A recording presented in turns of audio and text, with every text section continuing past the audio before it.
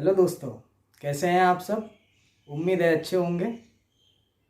दोस्तों, आज मैं आप लोगों को उन आधारों के बारे में बताऊंगा जिन आधारों पे आप कोर्ट में तलाक की अर्जी डाल सकते हैं और कोर्ट में साबित करके आसानी से तलाक ले सकते हैं।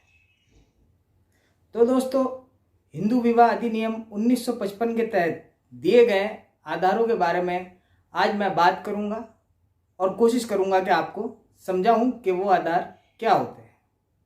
दोस्तों, इससे पहले मेरा निवेदन है कि जो मेरे चैनल पे नए हैं वो सब्सक्राइब करें ताकि मैं ऐसे ही और भी वीडियो ला सकूं और आपकी नॉलेज को बढ़ा सकूं। हिंदू विवाह अधिनियम 1955 के तहत अगर आप तलाक लेना चाहते हैं तो उसमें सबसे पहला जो आधार आता है चारता का, एडल्ट्री का। अगर पति या पत्नी किसी और के साथ संबंध बनाते हैं तो सामने वाला पक्षकार अधिकारी है,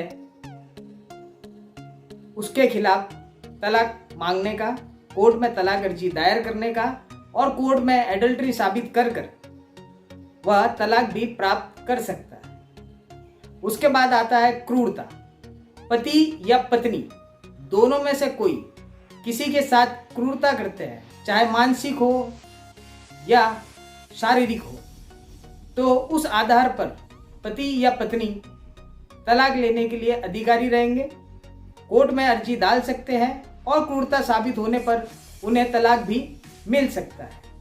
इसके बाद आता है अभित्याग। अभित्याग के अंतर्गत तलाक का मुकदमा दायर करने से 2 वर्ष पहले से अगर पति पत्नी अलग रह रहे हैं बिना किसी कारण के, तो वह कोर्ट से तलाक लेने के अधिकारी रहेंगे, उन्हें तलाक मिल जाएगा।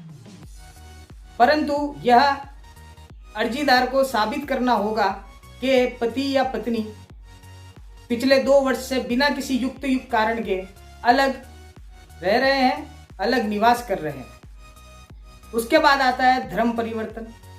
अगर कोई व्यक्ति या पत्नी या पति दोनों में से कोई अगर धर्म परिवर्तन कर लेता है, एग्जाम्पल के तौर पर अगर कोई हिंदू पति मुस्लिम या ईसाई में कन्वर्ट हो जाता है तो पत्नी अधिकार रखती है उसके खिलाफ तलाक की अर्जी दायर करने का और इस आधार को साबित करने पर उसे आसानी से तलाक मिल सकता है।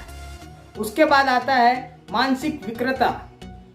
अगर पति या पत्नी में से कोई मानसिक रोगी है या हो चुका है परंतु मानसिक रोग इस प्रकार का कि वह सही नहीं हो सकता, तो इस आधार पर भी वह तलाक ले सकते हैं।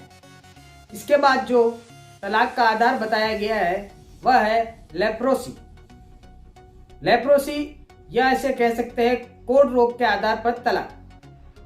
अगर पति या पत्नी में से किसी को गंभीर उग्र रोग हो चुका है, अर्थात कोढ़ रोग हो चुका है, जिससे खतरा बना रहता है कि सामने वाले पार्टनर को भी यह रोग हो सकता है, तो इस आधार पर भी कोर्ट से आप तलाक मांग सकते हैं, तलाक प्राप्त कर सकते हैं। इसके बाद आता है दोस्तों संसार परित्याग।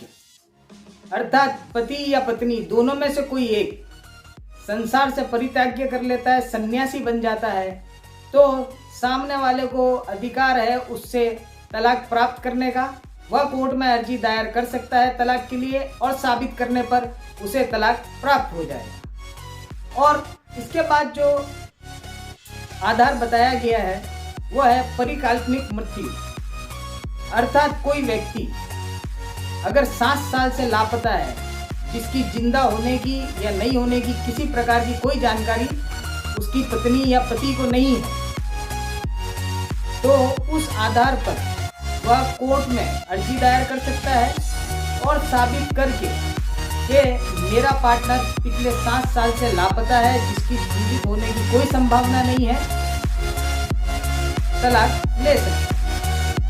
दोस्तों, ये कुछ आधार हैं जिन आधारों को साबित करके कोर्ट में आप इजीली डिवोर्स ले सकते हैं। परंतु याद रखिएगा, ये आधार हिंदू विवाह अधिनियम के अंतर्गत ही आते हैं। तो दोस्तों, आज के लिए इतना ही। धन्यवाद आप लोगों का मेरा वीडियो देखने के लिए। ऐसे ही प्यार बनाए रखिएगा और अधिक से अधिक शेयर कीजिए, सब्सक्राइब कीजिए, ताकि मैं ऐसे और भी वीडियो आपके लिए ला सकूं।